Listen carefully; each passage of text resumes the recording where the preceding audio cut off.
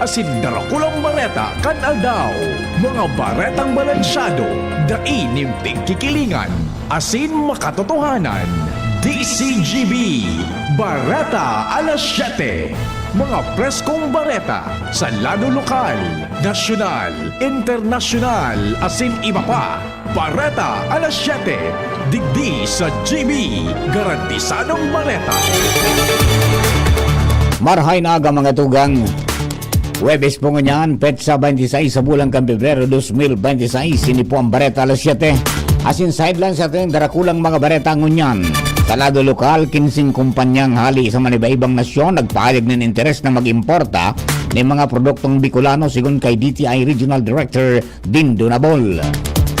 Low-cost spay asin neuter program para sa mga ikos o sinayam ipapautob kan Legazpi City Veterinary Office sa Sabado sa Orosite, Legazpi City.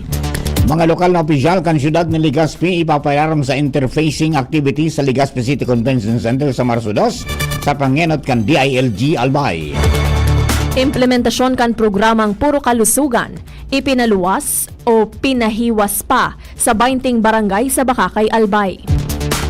Sa lado nasyonal, war on drugs ni dating Presidente Duterte, sistematikong pag-atake sa mga nagtitiyos.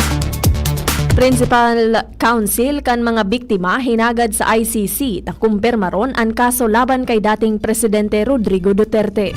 Pagkonektar kay Presidente Bongbong Marcos sa malimaletang kwarta hali sa flood control scam, inapod na lousy script.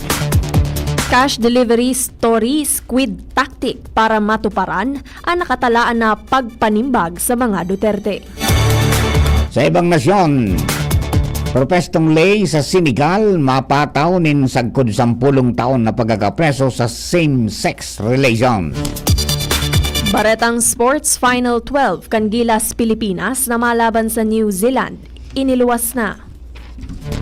Yan po ang tuyang headlines sa dagulang mga bareta alas 7 kunyang pong aldaw na inin Webes, February 26, 2026. Kami po ang sedong mga magiging tagapagbareta. Ako po si Jasmine Baloloy. Ako man po si Mardila Daing Iba, ngunyan sa detalles ka mga bareta enot sa lado lokal. Ang baretang ini hatod sa Indokan. Optin Lutein Capsule. Alagaan ang paningin sa tulong ng Optin. Kitang-kita ang kalusugan ng mata.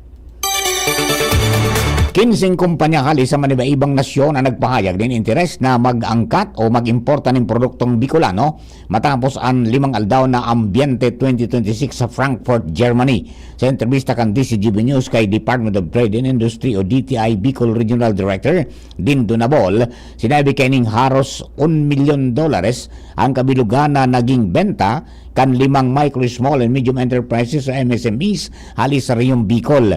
Ibinida kan mga ini ang produktong lokal na gibo sa abaka asin coconut fibers asin nakakuha ng positibong interes sa mga parabakal hali sa Europa, Asia, South America asin Estados Unidos. Dagdag pa ni Nabol na naging matrayumpuan na enot na pag-atindir kan riyon sa International Trade Fair kung saan siniguro man ang padagos na suporta sa pagpapaiwas kan presensya ka mga produktong Bicolano sa global market. Very good ang acceptance kan sa ito yung mga produkto, abaka products especially yung ano to, so dinarami duman. Very good ang turnout because we generated almost $1 million sales for the 5-day activity, trade fair, and there were 15 nationalities, buyers from 15 countries, mostly European, from Sweden, Netherlands, Belgium, Spain, and Germany of course, and some China, Singapore, Hong Kong, Japan, Korea, and South America, of course America, USA. Ang pahayag ni DTI Bicol Regional Director Dindo Nabol sa entrevista kan DCGB News.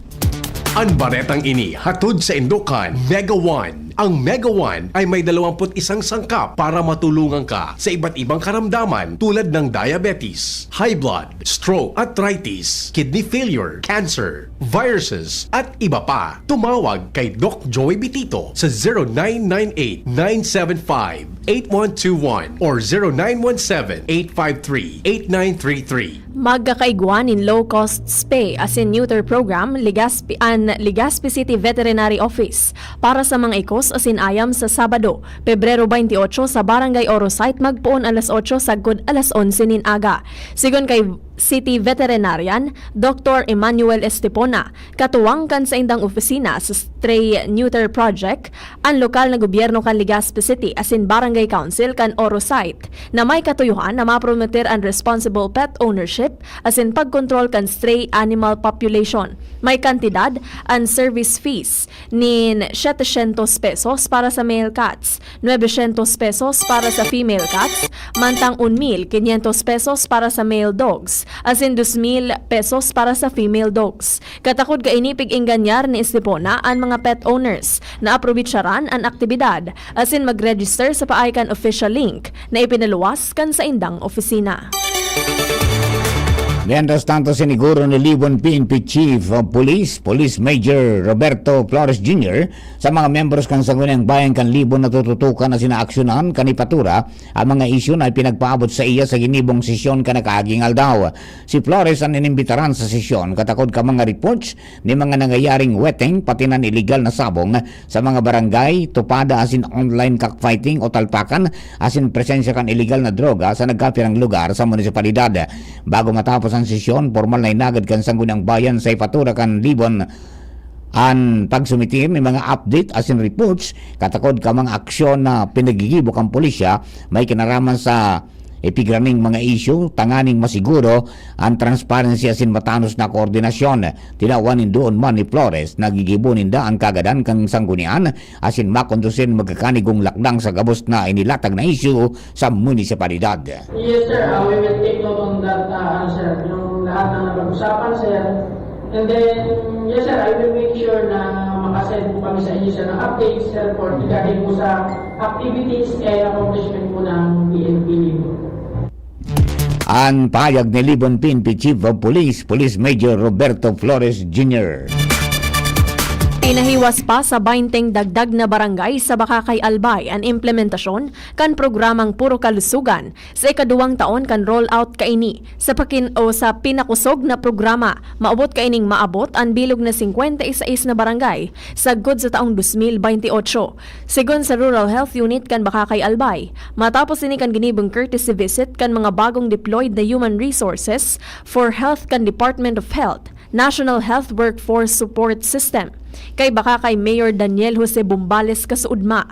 Sa paay kay ni, ipigtaltag ang mga health workers, kumpwesto nin mga nurse, midwife as nutritionist, dietitian na matabang sa pagpapaharanikan mga serbisyong pansalud sa komunidad. Ang Puro Kalusugan maabot na maiparani ang programa kan DOH asin serbisyong salud Bicolnon sa mga purok na masiguro kan esensyal na serbisyong pansalud sa kada komunidad. Sa iba pa natong baretang lokal, ipapailaram sa interfacing activity ang mga lokal na opisyal kan Legazpi City sa Marso 2, 2026 nagigibon sa Legazpi City Convention Center. Ang aktibidad papanginotan kan DILG Provincial Office na may katuyuhan na mapakusog ang koordinasyon, mapakusog man ang kakayahan, asin mapauswag ang serbisyo sa publiko. Sa nakalap na impormasyon kan DCGB News, imbitado ang mga opisyal kan syudad kung sa in parte ni kan esparsos kan DILG na mapakusog ang partnership asin shared commitment para sa transparent governance asin responsive public service sa mga Legazpeño. Magirumduman na kadaklan na opisyal sa Legazpi City, mga baguan. Padagos ang paginguwa kan lokal na gobyerno kan Uwas Albay na matabangan ang mga paraoma. Sigon kay Mayor John Trinidad, nakikipagtabangan ang sa indang LGU sa Department of Agriculture para matabangan ang mga paraoma na makakatabang tanganing mamotibar ang mga ini sa pagprodusir ng mga produktong paroy na iyo ang mayor na source kan pagkakan sa tercer distrito kan Albay. Sinabi ni Mayor Trinidad, nakasabay sa tabang asin inisyatibo iyo ang pagdistribuir nin mga fertilizer sa mga paraoma. Apwera kay ni pigtawan man nin prioridad ang mga asosasyon pag-establisher din farm to market road asin ang padagos na pakikipagkoordinar kay Congressman Adrian Salceda sa ipigsusulong na pagbugtak nin rice processing plant na makakatabang nin marhay sa mga paraoma. Planong magpatindog nin dagdag na cold storage facility sa Pantaw Port bilang parte kan pagpapakusog kan sektor kan agrikultura sa probinsya kan Albay. Sa impormasyon kan Albay Provincial Information Office, kasabay ang propestong piglatag ni Gobernador Noel Rosal kay Department of Agriculture o DA Secretary Francisco Tio Laurel Jr. Sigong kay Rosal, dakula ang potensyal kan Pantaw Port dahil sa estrategikong lokasyon kay ni bilang maritime gateway na minadugtong sa mainland Bicol, papasiling sa Visayas, Mindanao, asin Panay. Napag-arunan man ang mga pagdakol kan inbound asin outbound goods, partikular na ang mga produktong agrikultural kan Albay. Katagod kay ni, matagaman pondo ang DA para sa pagkapatindog kan dagdag na bodega asin cold storage facilities. Sobra 19,000 na pamilya sa Camarines Sur ang target na matauanin pinansyal na asistensya sa irarom kan Emergency Cash Transfer o ECT program kan Department of Social Welfare and Development o DSWD Bicol na naapektaran kan bagyong uwan. Formal na pinuunanan payout sa Bula, Camarines Sur kung saan sobra 5,000 na benepisyaryo ang nakaresibi ka na sabing asistensya.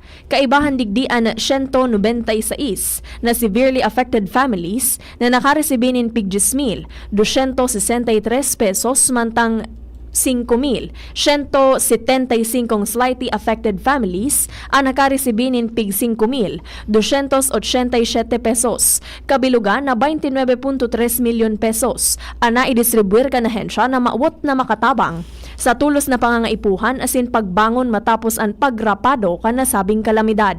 Mientras tanto, ang ginibong payout activity parte kan mas mahiwas na implementasyon kan ECT sa probinsya kung saan madurar ini sa Good Marso 5 sakop ang mga munisipalidad kan Bula, Pili, Minalabak, Pamplona, Pasacao, San Fernando asin Magarao. Mga tugang primerong parte yang kang Bareta alas 7, mga Bareta sa lado lokal. Ang Bareta niya to sa lado nasyonal. Ibang nasyon sports sa singkamugtagang kang panahon, bakalis lamang po kayo ni. DZGB Bareta alas 7.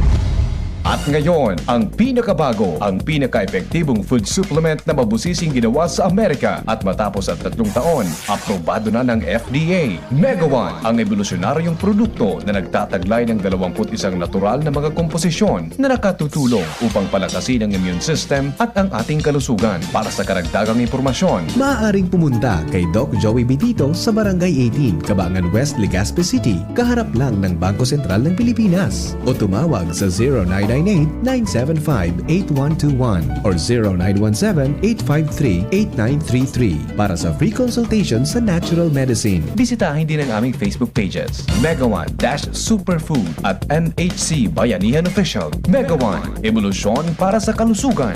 Pre, si Gerald Anderson to. Sulit na extra strong beer ba hanap mo? Ito na, ang Leon Extra Strong Beer. 7% ABV. Ngayon, may mapangis na promo pa.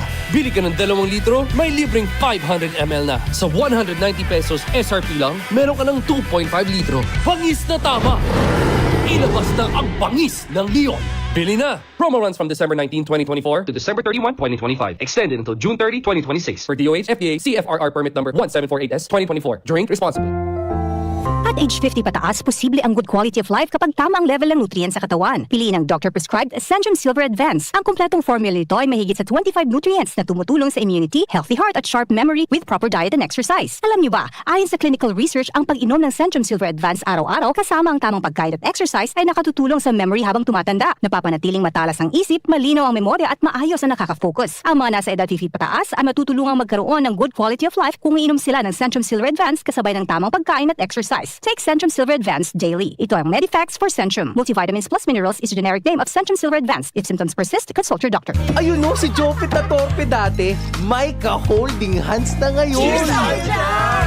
Gaan talaga pag ang tropa malakas sumuporta. Tapos may Tanduay Light. Masarap inumin, suabe ang hagod. Tanduay Light, gaan ng may kasama. Drink responsibly. Mas magaan ang buhay pag nandyan ang barkada at Tanduay Light. Gaan ng may kasama. Drink responsibly. DZGB Bareta alas 7. Sa detalles po ang Bareta sa lado nasyonal. Ginawa doon ka abogado ka mga biktima sa confirmation of charges hearing ni dating Presidente Rodrigo Duterte sa International Criminal Court o ICC nan kampanya kay ni kontra illegal na droga, makuri asin sistematikong pag-atake sa pangenot na puntirya iyo ang mga nagtitiyo sa sin marginalized sector.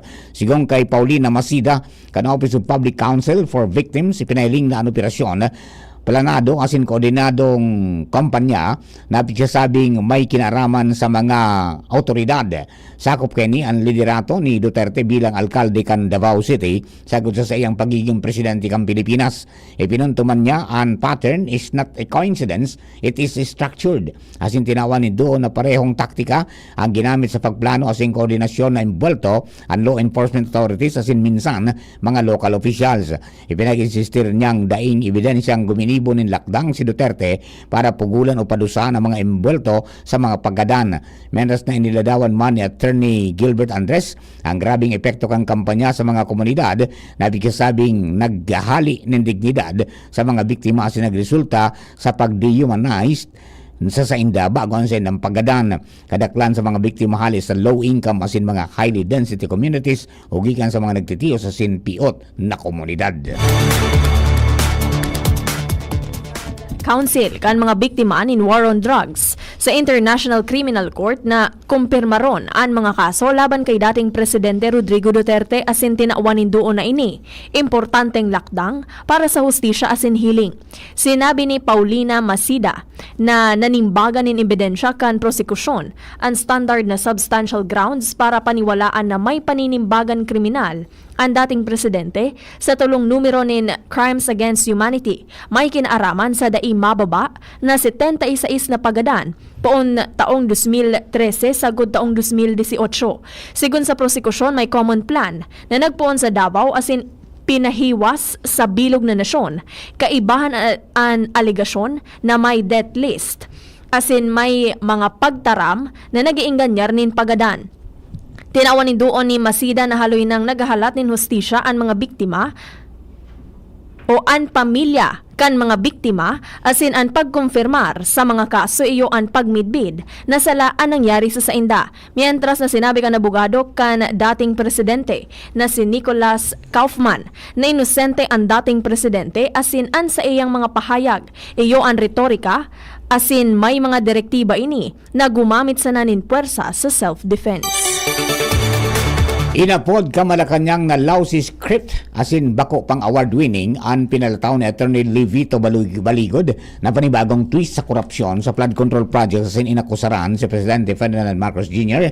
na mastermind sa multi-billion pesos na korupsyon sa gobyerno.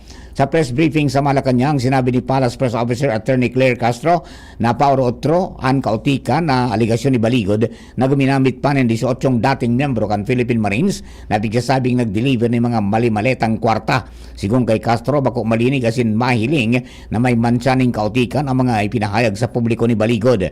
Maaraman kung si Isay nasa likod kan panibagong kautikan na ini kapag nadisubri kung si Isay ang lunadan na nagsundo kay Baligod matapos na ipinapod na press conference sa San Juan City. Sinabi ni Barry Castro na mga parehong personalidad ang nasa likod kan panibagong intriga para pilit na ikonektar si Presidente Marcos sa multi-billion pesos na korupsyon sa flood control projects.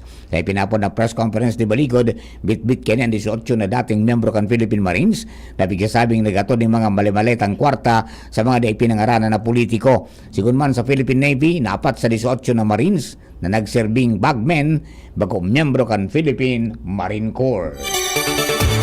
Ang pagpalakop ni Nistorya kan pigsasabing cash delivery sarong squid tactic para mabirik ang atensyon kan publiko gikan sa nakatalaan na pagpapanimbag sa mga Duterte. Ini ang sinabi ni House Deputy Minority Leader asin mamamayang Liberal Party List Representative Laila de Lima na kaibahan sa listahan kan mga pigsasabing naresibi o nagresibi nin mga bagnin kwarta hali sa manumalyang mga proyekto kan gobyerno. Ipinunto ni Dilima na ang mga gibog-gibong istorya iniluwas sa tao kan confirmation of charges hearing kan kasong crime against humanity sa kinakaatubang ni dating Presidente Rodrigo Duterte asin sa nakatalaan na impeachment proceedings kontra kay Vice President Sara Duterte. Base sa dalagan kan mga pangyayari, sinabi ni Dilima na garong malalawos ang proceedings sa mag-ama. Vendas nang tumabot sa anom sagod 14 bagyo ang malaog sa Philippine Area of Responsibility poon Marso sagod Agosto. Kasabay kan piglalaom na pagluya kan La Nina ngunya na paparanin ang tag-init. Sigon sa State Weather Bureau o Pag-asa, presente pang na-eksperyensyahan ang epekto kan La Nina alagad pasiring na nasyon sa ENSO neutral condition. Sa ginibong 193rd Climate Forum, pigpaliwanag ni State Weather Bureau Climate Monitoring and Prediction Section Chief Dr. Joseph Vasconcillo naman tinido pa ang La Nina sa Tropical Pacific. Ang ENSO neutral iyo ang sitwasyon kung saan dainin La Nina o El Nino. Bago dagos na maging normal ang pag-uran dahilan kan southwest monsoon o habagat pag-abot kanunyo makaka-experience ang unanin dakulang parte kan Luzon nin mas dakul na dry days mantang malang kauman ang temperatura sa nasyon. Patanid ganahin siya na posibleng umabot ang init sa Metro Manila nin sagod sa 37.5 degrees Celsius sa bulan kan Abril mantang 39.9 degrees centigrade man sa Northern Luzon. Duda si Senate President pro tempore Ping Lacson sa timing kan paghampang kan 18 dating mga soldado na nag-ako na dating tauhan ni dating Congressman Zaldico as naghatod nin male-maletang kwarta para kina dating House Speaker Martin Romualdez, Presidente Bongbong Marcos asin iba pang personalidad. Sigon kay Lacson garong may halong politika as in destabilization aspect ang paglantad kan mga dating militar. Sa aligasyon pa kan mga ini, nagpatao si Ko nin $2 million kay dating Senador Antonio Trillanes IV para gastuhon sa investigasyon kan International Criminal Court o ICC. Tinawan doon kan Senador, timing man na nagpuo na ang confirmation of charges hearing kay dating Presidente Rodrigo Duterte sa ICC as in bisperas kan anibersaryo kan EDSA People Power. Inaprobaran kan House Committee on Basic Education and Culture ang tulong pangenot na education reform bills na pigsulong ni late Representative Martin Romualdez, tingog Party List Representative Yeda Marie Romualdez, Andrew Julian Romualdez, asin Jude Asidre na may kamautan na solusyonan ang naglalala na krisis sa edukasyon sa nasyon. Kaibanan sa mga aprobadong propeso iyo ang mga minasunod: Classroom Building Acceleration Program Act, House Bill 577 na nagtataonin dalan sa LGU sa pribadong eskwelahan para mabawasan ang backlog na sobra 165,000 na classrooms. Education Pathways Act o House Bill 4248 na nag-restructure kan post-junior high school education sa duwang track, University Preparatory, DepEd and Technical Vocational o TESDA para mas align ang edukasyon sa employment as in learning outcomes. Siring man ang Emergency Classroom Building Act o House Bill 5103 na nagtataonin paramentas na poder sa Presidente para parekason ang konstruksyon, rehabilitasyon as in repair ni mga classrooms na nagpiko konsiderar na national emergency ang kakulangan sa education infrastructure. Ang mga propesto iyon nisusulong na sa plenaryo bilang parte kan mas mahiwas na programa kan Kamara de Representantes para pagkasugon ang basyan kan basic education sa nasyon. Sarong ethics complaint letter kontra kay Senator Ronald Bato de la Rosa ang isinumitir sa Senate Ethics Committee dahil sa padagos kaining pag-absent sa Senado. Ipighiras ni na Prosecutor Shelo Magno as in Eric Cabahug kan Civil Society Group na wag kang ko-corrupt ang pagsumitir ng reklamo sa opisina ni Senate Ethics Committee Chairman J.V. Ejercito. Sinabi ni Magno na maapat na bulan ng dai naglalaog si De La Rosa asin dai na kaini nagagampanan an sa iyang trabaho. Gusto man malinawan ni Magno asin Kabahug kung ano ang regulasyon kan Senado sa kapareho kan pinagigibo na pag-absent ni De La Rosa kasabay kan pag-insistir na bako dapat exempted ang haralangkaw na opisyal sa pagresibin ng sweldo arog kan mga ordinaryong namamanwaan. Sigon pa kay Magno na ini, malinaw na pagsuhay sa obligasyon bilang senador asin ibinoto ka namamanwaan. Dapat na nagtatrabaho sinda dahil kung an ordinaryong namamanwaan, pagdai naglalaog sa trabaho, nawawaranin trabaho dahil pipalayap ini sa pwesto. Sinabi ni Kabahog na ang mga ordinaryong namamanwaan, no work, no pay. Kaya dapat mas halangkaw ang standard sa mga opisyal dahil pondo ka nasyon ang pigsusweldo sa sainda. Para po sa kamugtakan o kaya sa mga bareta nato sa lado kan ibang nasyon asin sa karawat o sports, Nasa linya man si Nicole Ann Gloriani para sa mga magkakanigong detalye. Good morning, Nicole. Good morning, Sir Mar. Good morning sa mga paraantabay. Isinumiter kan Martes kan Prime Minister kan Senegal ang sarong propestong lay na magdodoble sa padusa kontra sa same-sex relations na pwedeng magresulta sa sagkod 10 taon na pagkakapreso. Sigun kay Osmain Sonko, ang si man na mapatunayan na nagigibon in act against nature, papatawan ng 5 sagkod 10 taon na pagkakapreso gikan sa presenteng padusang sagkod 5 taon na ipasar na sa National Assembly of Senegal ang propesto matapos ining aprobaran kan gabinete kan nakaaging semana. Pigubusol ini kasunod ka nagkapirang pag-aresto sa mga tawo na pinag-aakusaran ng pagsuhay sa eksistidong lay kontra sa LGBTQ. Sigun sa pulisya, kaibahan sa mga naaresto ngunya na bulan ang nagkapirang kalalakihan, kaibahan ng 2 lokal na personalidad asin sarong midbid na journalist. Mientras na inireport man ang mga kaso ng same-sex relations sa nagkapirang report na pigkukonektar sa separadong kaso ng pang-aabuso sa mga minor de edad. Sa nasabing kaso na diskubre kan mga investigador ang sarong grupo na pig-akusaran ng sexual violence kontra sa mga aki kung saan 14 katawo ang naarestar. Sinabi ni Sonko na sakop kan propestong lay ang parehong issue same-sex relations as in child sexual abuse. Dagdag pa niya na kung nasabing aktibidad kinaimbeltohan ng minor de edad, ipapataw ang pinakahalangkaw na padusa. Nakapalaman pa sa propesto na ang anuman na sexual act sa paguntanan ng 2 tawo ang magkapareho o na magkapareho ang kasarian, pigkukonsiderar na act against nature. May provision man ang propesto na magpapataw ng 3 sa 7 taon na pagkakapreso sa siisay man na magsusulong o magkondukta ng advokasya para sa same-sex relations. Haloy na ang sensitibong issue sa Senegal o LGBTQ rights kung saan pirming pigkukontra kan mga reliyosong grupo ang mga siring na advokasya as in tinaumanin doon na ini-impluwensya kan western country. Nagkapelang demonstrasyon man ang giniwo sa mga nakaaging taon para maghagad nin mas magabat na padusa. Sa lado kan Karawato Sports, ilinuwas na kan Gilas Pilipinas ang final 12 na players kaini para sa laban ninda kan New Zealand sa pagpon kan Windows 2 FIBA World Cup 2027 Asian Qualifiers. Kay bandig di si Juan Gomez de Liano na primerong pagkakataon na makakaibahan sa national basketball team. Dahil man nakasabay sa lineup ang teammate kaini sa Converge na si Justin Baltasar, siring man sina RJ Abarrientos at sin Troy Rosario kan Barangay Ginebra. Kay ban sa final 12 sina June Mar Fajardo, Kevin Kiambao, Chris Newsome, Calvin Optana, Scotty Thompson, CJ Perez, Carl Tamayo, Dwight Ramos, AJ Edu, Quentin Meliora Brown as in Justin Brownlee. Makakalaban kan Gilas Pilipinas ang New Zealand ngunya na Webes, Pebrero 26 nagigibuhon sa Mall of Asia Arena. Yan ang detalyes kan Bareta sa lado kanibang nasyon as in sports. Ako po si Nicole Ann Gloriani.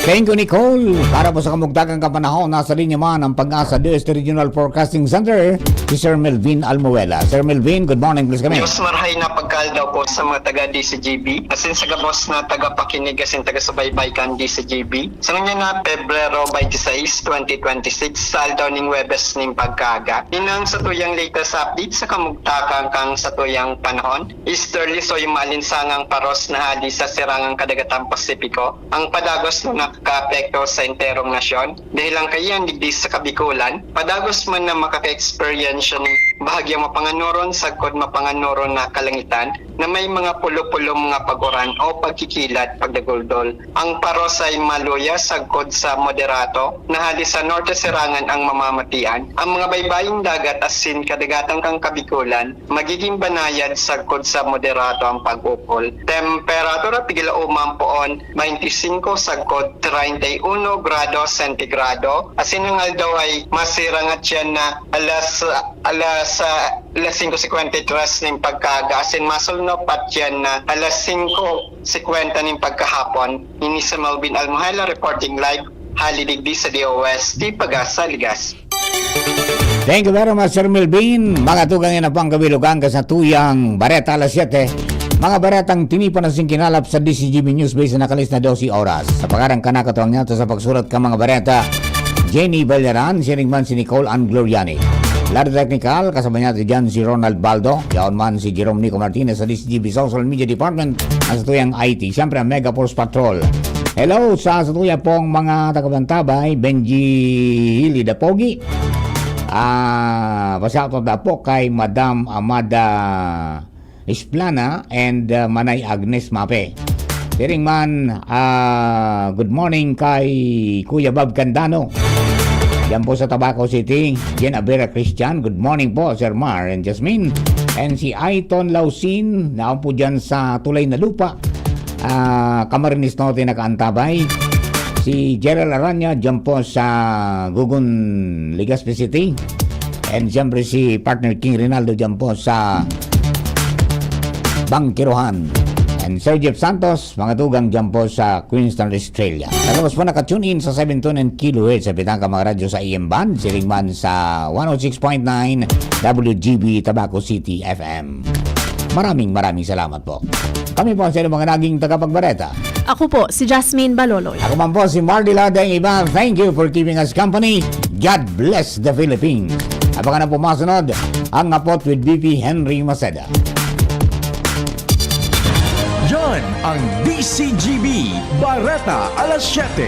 Abangan giraray sa aga.